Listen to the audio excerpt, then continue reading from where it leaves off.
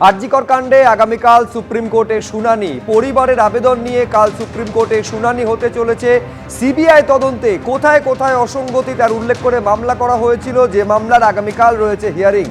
সৌভিক মজুমদার আমাদের প্রতিনিধি আরো বিস্তারিত এই নিয়ে বলবেন। সৌভিক, দেখো, পরিবারের তরফ থেকে তারা প্রথমে কলকাতা হাইকোর্টের দ্বারস্থ হয়েছিলেন এবং কলকাতা হাইকোর্ট থেকে তারা সুপ্রিম কোর্ট এবং সুপ্রিম কোর্টের কাছে তাদের আবেদনের মূল বিষয়বস্তু এটাই ছিল যে সিবিআই তদন্তের কোথায় কোথায় অসঙ্গতি রয়েছে, এবং কলকাতা হাইকোর্টের কাছেও পরিবারের বক্তব্য ছিল তারা কিন্তু এই মামলার প্রথম থেকে কোথাও গিয়ে তারা সিবিআই এর জন্য আবেদন করেনি বা সিবিআই কে তদন্ত ভার দেওয়া হোক এই মর্মেও তারা কোথাও গিয়ে আবেদন করেননি। ফলত আদালত তারা ঠিক মনে করেছেন যে সিবিআই কে এই মামলা হস্তান্তর করা উচিত, তাই তারা সিবিআই কে হস্তান্তর করেছেন এবং সেই সিদ্ধান্তকে পরিবারের তরফ থেকেও গ্রহণ করা হয়েছে, সসম্মানে মান্যতা দেওয়া হয়েছে।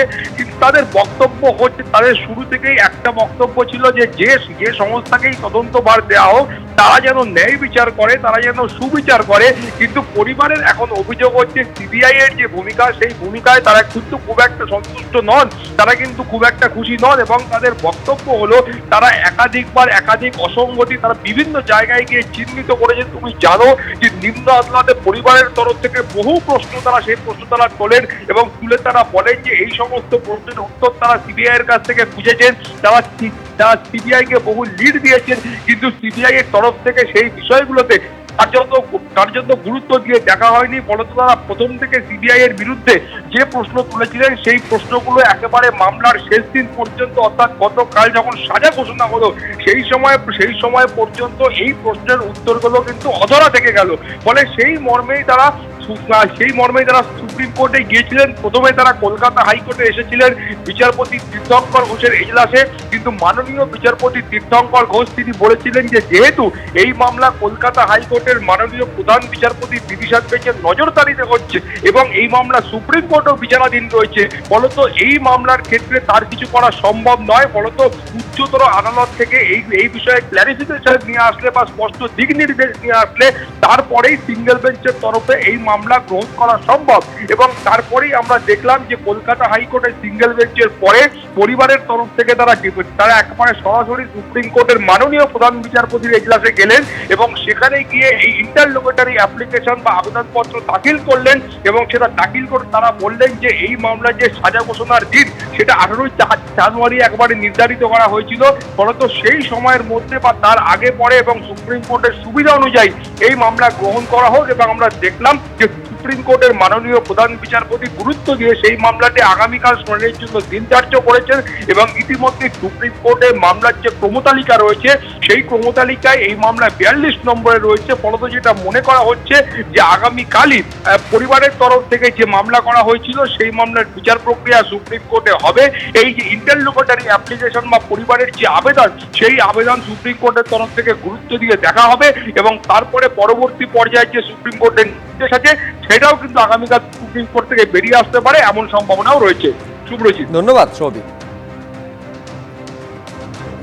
অর্থাৎ বেশ কিছু প্রশ্নের উত্তর এখনো অধরা এবং সেই সমস্ত প্রশ্নের উত্তর পেতেই সুপ্রিম কোর্টের দ্বারস্থ হয়েছে পরিবার, যার শুনানির সম্ভাবনা রয়েছে আগামীকাল। কোন কোন জায়গায় তদন্তে অসঙ্গতি রয়েছে, কোন কোন প্রশ্নের উত্তর এখনো পর্যন্ত পাওয়া যায়নি দেখাচ্ছি আপনাদের। 14ই আগস্ট আরজিকর মেডিকেল কলেজে কেন ভাঙচুর করা হয়েছিল, তথ্য প্রমাণ লোপাটের উদ্দেশ্যে কি সেমিনার রুমে যাওয়ার জন্যই হামলা চলেছিল, কারা পাঠিয়েছিল, তথ্য প্রমাণ লোপাট হয়ে থাকলে কাদের লাভ হয়েছে তাতে, পুলিশ কেন ভাঙচুর হতে দিয়েছিল, ধর্ষণ খুন কাণ্ডে ধৃত সঞ্জয় রায় ছাড় তিনি কি একাই জড়িত নাকি এর পিছনে আরো কেউ রয়েছে, এমনই একাধিক প্রশ্ন রয়েছে যার উত্তর এখনো অমিল। এইগুলো গেল আনআনসার্ড কোয়েশ্চেন, অর্থাৎ যে সমস্ত প্রশ্নের এখনো পর্যন্ত কোনো উত্তর পাওয়া যায়নি। এবার তদন্তে বেশ কিছু ধোঁয়াশাও তৈরি হয়েছে, ধোঁয়াশা কিছু প্রশ্নেরও জন্ম দিয়েছে। যেমন অভয়ার পোস্টমর্টেম রিপোর্টে মাথায় রক্তক্ষরণের উল্লেখ, সম্ভবত কঠিন সার্ফেসে আঘাতের কারণে। ম্যাট্রেসে গলা চেপে খুন যদি হয়ে থাকে তাহলে স্ক্যাল্পের নিচে রক্তক্ষরণ কেন হলো? সেমিনার রুমে ধস্তাধস্তি বা রক্তের চিহ্ন পাওয়া যায়নি, তাহলে কোথায় প্লেস অফ ক্রাইম, অপরাধ হয়েছে কোথায়, আঘাতটি কোথায় এবং কিসের জন্য হয়েছে? রিপোর্টে দেওয়াল বা অন্য কোথাও কোনো রক্তের চিহ্ন বা নমুনার চিহ্ন নেই কেন? ঘটনাস্থল কি আদৌ সেমিনার রুম? সব থেকে বড় প্রশ্ন ছিল এইটা। অভয়ার মা বাবাকে আত্মহত্যার কথা নন মেডিকেল অ্যাসিস্ট্যান্ট সুপার ফোনে জানিয়েছিলেন। কেন তিনি আত্মহত্যার কথা বলেছিলেন এবং নন মেডিকেল ব্যক্তি তিনি বুঝলেন কিভাবে এটা আত্মহত্যা? অ্যাসিস্ট্যান্ট সুপারকে কেউ কি আত্মহত্যার কথা জানাতে বলেছিল?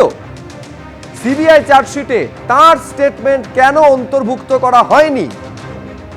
অভয়ার মা বাবাকে সেমিনার রুমে ঢুকতে না দিয়ে 3 ঘন্টা বাইরে বসিয়ে রাখা হয়েছিল কেন? কার নির্দেশে অভয়ার বাবা মাকে সেমিনার রুমে ঢুকতে দেওয়া হয়নি? সেমিনার রুমে এত বহিরাগত ছিল কেন এবং তারা কি করছিল? এরকম 20টা প্রশ্ন আপনারা জানেন লিফলেট আকারে রীতিমতন ওয়েস্ট বেঙ্গল জুনিয়র ডক্টরস ফ্রন্টের তরফে তোলা হচ্ছে।